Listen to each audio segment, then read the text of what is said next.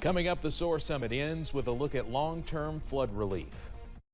Dedicated to Eastern and Southern Kentucky, this is WYMT Mountain News at 11. Good evening, I'm Steve Hensley. The Shaping Our Appalachian Region, or Soar Summit, ended this afternoon in Pikeville, focusing on the July catastrophe in eastern Kentucky after flooding damaged or destroyed thousands of homes and businesses. I moderated a panel with 4 leaders about the best ways to move forward. WYMT's Olivia Calfee listened in. Influential leaders from our state and communities on one stage, reflecting on the devastation Eastern Kentuckians have experienced and establishing new ideas for the future. One topic covered during the panel was the current housing crisis. What we have to keep in mind are we don't want people to have to leave.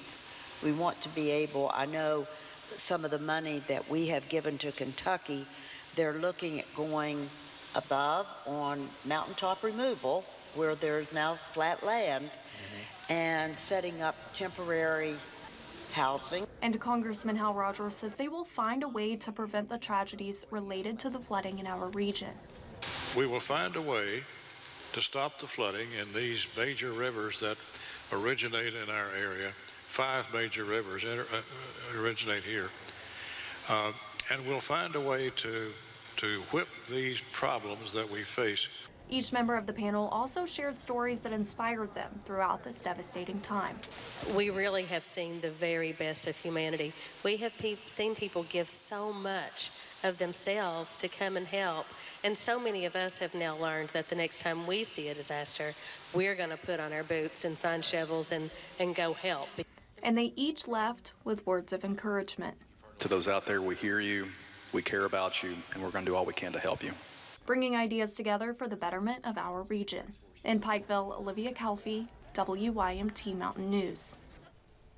Definitely thought it was a good discussion today and enjoyed it. Governor Beshear says FEMA has now approved more than $79 million in grants for flood victims, helping more than 8,100 households in the region. And you still have time to apply for assistance. The deadline is October 28th. That is 1 week from tomorrow. The U.S. Small Business Administration has approved nearly $54 million in assistance, and so far crews have removed more than 220,000 tons of debris from waterways. The 2022 Soar Summit included 2 days of networking and region building. This year's summit focused on the growth of the region, looking into the future by working together. From small businesses to the expansion of broadband, the focus sessions and larger discussions were all about restructuring, rebuilding, and reimagining the region we call home by putting partnerships on the stage. It's kind of filling in the gaps within counties and bringing them together. So that uniqueness of this atmosphere of there being leaders and each knowing that we need to do this together in order to succeed. Tourism efforts and the importance of networking were some of the key components of the second day of the summit. First responders who helped during the recent flooding were also recognized.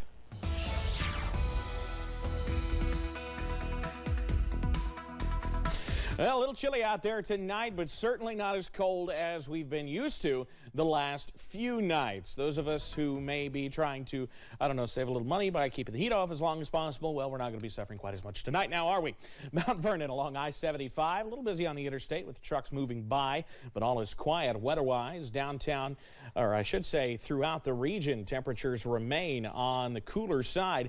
Upper 30s already, Manchester, London, and Somerset, but still in the mid-40s, places like Jackson and into Prestonsburg. So still a little while to go before we're all at the coolest that we'll be, and I think we'll be there shortly, even with some clouds moving on through the region. So as we head through tonight, upper 30s, wouldn't shock me to see some mid-30s, especially in those isolated valleys, but still not quite as cold as we've been dealing with. The latest on when we could see a return to some more spring-like weather, that's in a few minutes. Steve?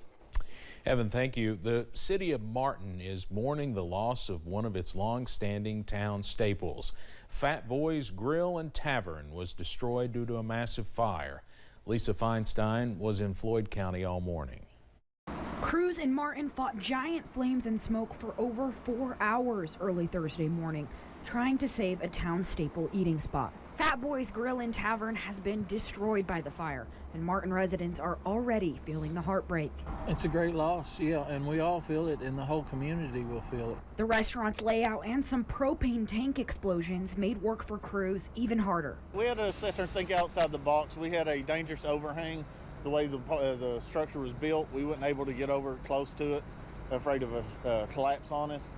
So we had some people come out and help us with heavy equipment. In a small community like Martin, their local businesses make up the community.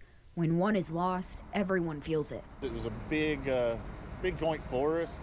A lot of cars would sit there and park. When you come through the evening, you'd have to slow down through here. So yeah, there are going to be some people missing it. It's one of our only 2 restaurants that we have left in the town. The owners are down-home good people, and when you go in, you sit down there, you feel family. You don't feel like it's just something. It was known as a place equally as welcoming to locals and out-of-towners. Good home-cooked food. Today was going to be turkey and dressing day, and I missed that. At this time, I would have been calling in my order. The community is now hoping somehow owners will have the ability to rebuild. Authorities say the fire came from the back of the building in the kitchen, but they don't know yet what exactly sparked it. No injuries were reported. A woman pleaded guilty in a deadly dog attack in Rockcastle County. Melissa Wolke pleaded guilty to murder Friday. In 2020, before the pandemic started, her pit bull attacked 55-year-old Donald Abner. They were at a home on US 25. Neighbors at the time told police they saw Wolke on top of Abner, assaulting him and telling the dog, quote, "Good boy, get him." Wolke was drunk when this happened. As part of her plea, prosecutors recommended she serve 20 years in prison. She'll be sentenced November 7th. The search continued today at a Nelson County farm for Crystal Rogers. Rogers has been missing since July 3rd, 2015. The FBI has been at the farm on Pascal Ballard Road for several days. The farm is owned by a family member of Brooks Houck, who is considered the main suspect in her death. Crystal's body has never been found. Former Kentucky Court of Appeals Judge Tom Emberton died today in a house fire. Condolences are pouring in from various political leaders in the Commonwealth, including Senator Mitch McConnell.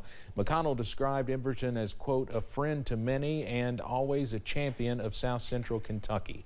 His wisdom, kindness, and always sage advice was an encouragement to all. As a relative of Henry Clay, his ability to mediate and compromise came naturally, an attribute that would serve our country well at this time," end quote. Today, Governor Andy Beshear announced a new initiative to boost workforce participation by improving health care coverage, including dental, vision, and hearing. Governor Beshear says with the state's low unemployment, people are not staying out of the workforce because of unemployment benefits. He says because of that, the state needs to focus on removing roadblocks on these types of health care coverage. This program will use federal dollars to allow Medicaid recipients to access new benefits starting in January. And the goal here is to get folks to work, to ultimately get them off Medicaid. But again, if you can't see and you don't have the access to resources to get the vision care you need, it doesn't happen. It's an impediment we have to push through. Governor Beshear noted that the state has set record low unemployment rates this year, at or below 3.9% since April, and led the nation in job growth for August. Families who use the Women, Infants, and Children program, or WIC, will see some changes soon. The Biden administration has announced a $53 million investment in the nutrition program. The money will be used to improve the shopping experience, along with making improvements to technology and outreach efforts. WIC served more than 6 million Americans last year, providing food, health care referrals, and other assistance. Economists say the pandemic led to a baby boom. Birth rates last year were higher than pre-pandemic levels. It wasn't just because of downtime during lockdowns. Working from home gave some couples more financial flexibility, which may have convinced them to start a family.